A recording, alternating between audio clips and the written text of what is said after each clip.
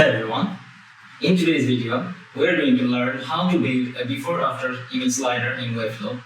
The type of slider you see on portfolio sites where one image slides over the other to show progress or comparison.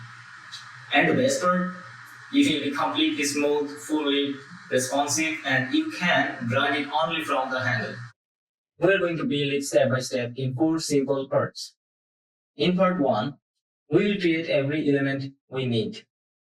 In part 2, we'll make it look clean, perfectly aligned. In part 3, we will use a tiny script that uses IDs to bring the drag to life. In final part, we will publish and test it on both desktop and mobile. Sounds good. Alright, let's start with part 1, the structure. I'm starting with a new blank page inside Webflow. Let's add a section to hold the slider.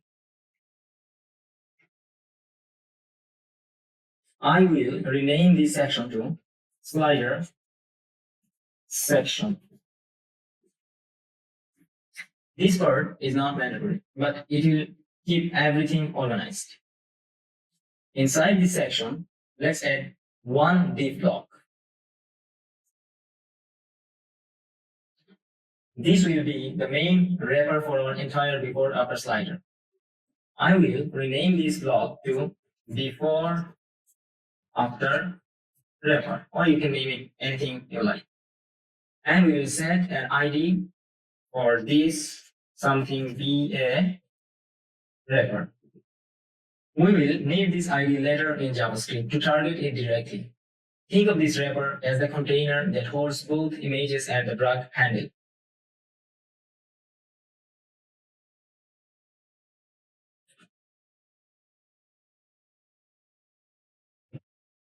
Next, we will create the before side of our slider. Inside the before-after wrapper, add another div element and name it before mask and set an ID for it to before mask or something like this. This mask will show only the before image on the left side. Now, inside the before mask, add an image element. I'm adding an image element and choose an image. By the way, I have already imported all my images that I will use in this project here. So select the image, rename the image to image before. Perfect. Now we will add the right side, the after mask. Select the before after wrapper, add another div block and name it to after mask. And we will give an ID for it, something like after mask. This will hold the after image and appear on the right side. Similarly, we will add an image element inside the after mask as well. And we will select the image and we will name it to image after. Time for the fun part, the handle that users will drag. Still inside the before after wrapper, add another div block. This one will sit right in the middle and act as the drag hotspot. Something like this one.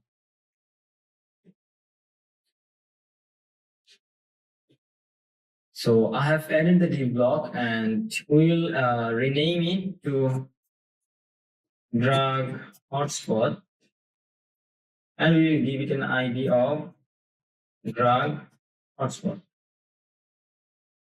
This is the only area that will start the drag. If users click anywhere else, nothing will happen. Only this zone controls the movement. To make it more visible, let's add a small visual line inside the hotspot. So I'm adding another div block inside the drag hotspot and giving it a name of what I can do, handle line, or you can name it anything. Later, we will style this line to look like the vertical divider between both images.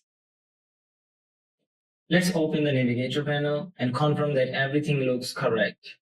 We have before after wrapper, which holds the entire slider. Then we have before mask with the ID of before mask. And after mask with the ID of after mask, and drag hotspot with the ID of drag hotspot. If your structure matches this, you are in great shape. Quick note on IDs. We are using IDs instead of classes in our script because each slider will be unique. IDs let us select elements directly without any confusion or class conflicts. So please keep the exact same names, be a wrap, before mask, after mask, and drag hotspot. We'll reference them exactly in part 3 when we add the JavaScript. In this part, we'll bring our structure to life with styling. We'll make both images full width, position our mask correctly, and place the hotspot right at the center. By the end of this section, your slider will already look polished, even before we add the JavaScript. Now, select the before after wrapper, and now go to the style panel. Give it some margin at the top and the bottom for now to make them visible, make them easy to see for us.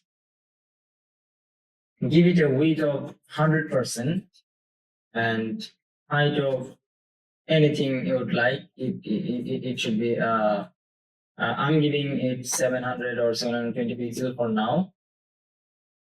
And we will need to make the overflow hidden so that we can see clearly how the space is distributed in the top and at the bottom. Now we will need to give it a position of relative. Setting the wrapper to relative is important because it allows the mask and hotspot inside to be positioned absolutely. Finally, we can give it some border radius or corner radius to make them a bit polished. By the way, we may need to give it a max height of 1280. I'm giving it 1280, or what can I do? 1000. No. So better we can use some margin here as well so that the side is not cropped. Next, let's style the before mask. Selecting the before mask, go to the style panel and give it a width of 50% and the height of 100%. This means, okay. And overflow should be hidden and the image feed should be covered. And let's position it to absolute and give 0 at the top and left side. This means the before mask always sticks to the left side and takes up exactly half of the wrapper. Now let's style the after mask, which holds the right side image. I'm selecting the after mask and we're going to the style panel and let's give it a width of 50% for this as well and height of 100%. And let's make the overflow hidden, image feed cover, and position should be absolute. Similarly, give 0 to both right side and top, and right and top, so that it always stick to the right side and takes up the 50% of the width. For before mask, we forgot to add the Z index, so it should be 1, and we can use 2 for after mask. So now we have two helps. The before mask anchored left and the after mask anchored right, both covering half the wrapper. Let's make sure both images fill their mask completely. I'm selecting image before, and we'll need to give it a width of 100% so that it fills its parent element 100% and giving it a height of 100%. And we'll need to make the image fit to cover. Similarly, we'll need to select after image. I'm giving it a width of 100% and height of 100%, and overflow should be hidden image fit cover. This makes the image stretch and crop nicely. Now, let's work on the hotspot, the draggable area. Select drag hotspot. In the style panel, apply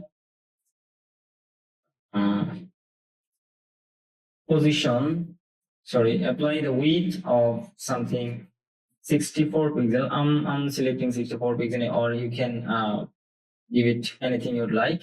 So I'm giving it 64 pixels of width and height of 100 pixel. And the position should be absolute to bring it to the center. And we'll give 0 at the top and 50% at the left, so that it positioned 50% from the left side. And now you can see a problem. It's not at the half of the slider. For that, we'll need to give it a transform of translate like translate x to 50%. It should be minus 50%. So it positioned itself to the center. Or you can play around this to see where it fits best.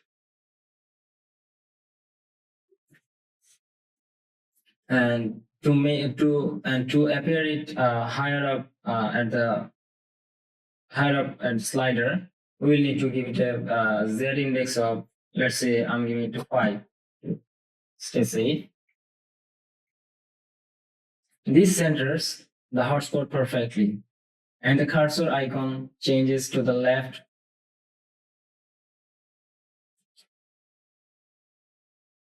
Now we will need to select the cursor to EU resize so that it looks different when users hover over the hotspot area. So this centers the hotspot perfectly. Let's preview this to see how it works.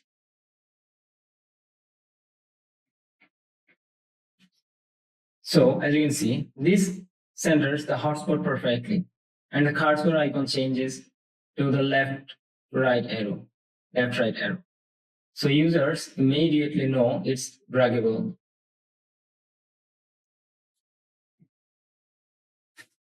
Now, inside the drag hotspot, we added a small element called handle line.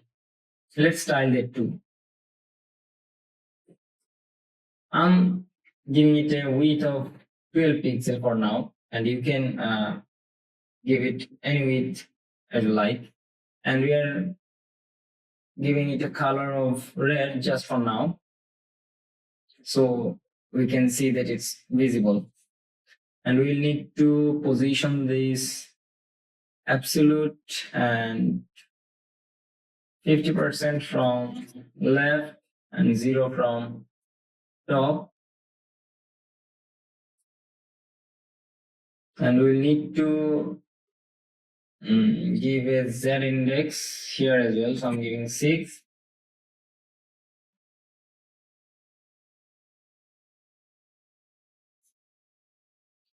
Sorry, we didn't give the height yet. So I'm giving it a height. That's why we were not able to see this before. And we'll need to use transform, translate to minus 50% here as well.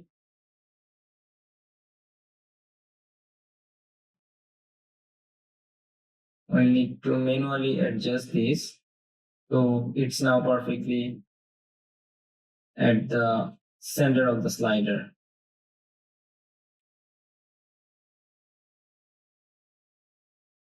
And we can give it a border radius of 100 pixel to make it circular and look modern. This vertical line visually divides the before and after slides. Sorry. This vertical line visually divides the before after slides. You can change its color based on your design. We just select a random color just for now. Let's preview what we have so far.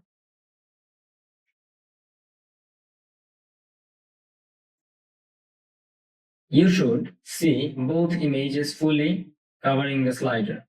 The vertical line sits right at the center. And it already looks like a working before after component, even though we haven't added any JavaScript yet. Quick recap. We set up our wrapper, aligned the left and right mask, made both images full width with object width cover, and centered the draggable hotspot with a clean divider line. In the next part, we'll make this interactive with a small JavaScript snippet that will let us drag the handle and reveal each side in real time. Now, let's tweak the images a bit more. So I'm selecting before mask, and let's align the before mask images to the left and after mask image to the right side, so that they place in their respective position. I'm checking the Z index again, so it's 1, it's 2. Now, let's tweak the slider handle a bit. We will also need to add an ID in the slider handle as well. So I'm giving it to handle line. And we also need to remove the transform and remove the transform and set the events to none. Also, we will need to make it static, or we can keep this absolute as before. But for now, we're making it static. In the drag handle, we're placing it in the center so that it plays in the center all the time.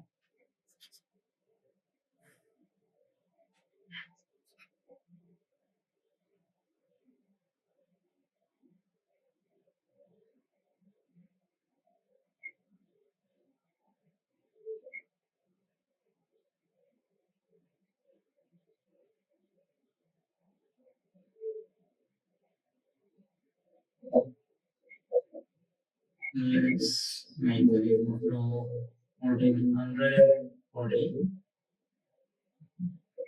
so we can see everything in this. Now we need to make some more adjustments. I'm checking everything before we move into the JavaScript part. So we have before after wrapper with the wrapper ID, before mask with the before mask ID, after mask with the after mask ID, and drag hotspot with the drag hotspot ID, and handle line with the handle line ID. Also checking the handle line events set to none, because we have already the drag hotspot where we will drag the things, so we don't need this thing to be selected anymore.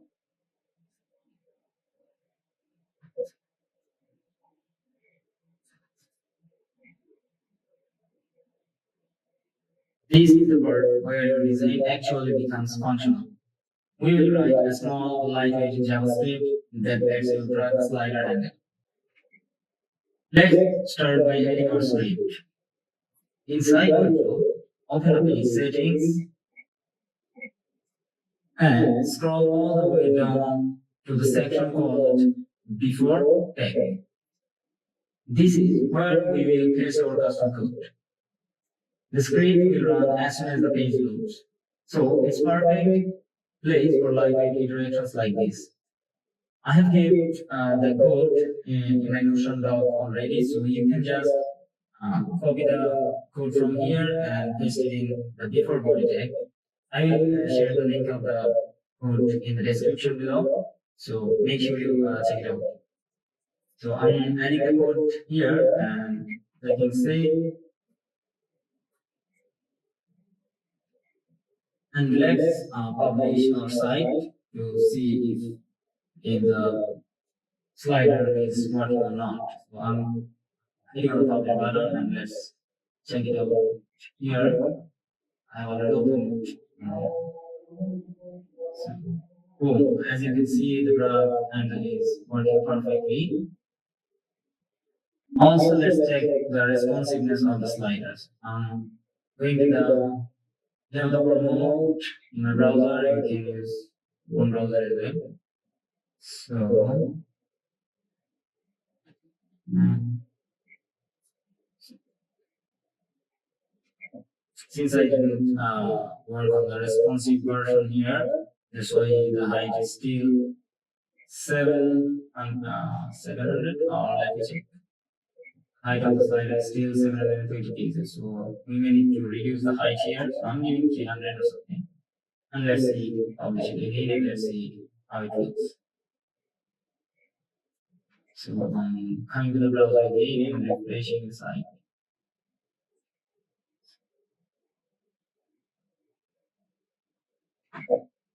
I'm selecting a device from here. Let's say I'm selecting iPhone 11 Pro Max. So here you can see the drag handle is working in mobile as well.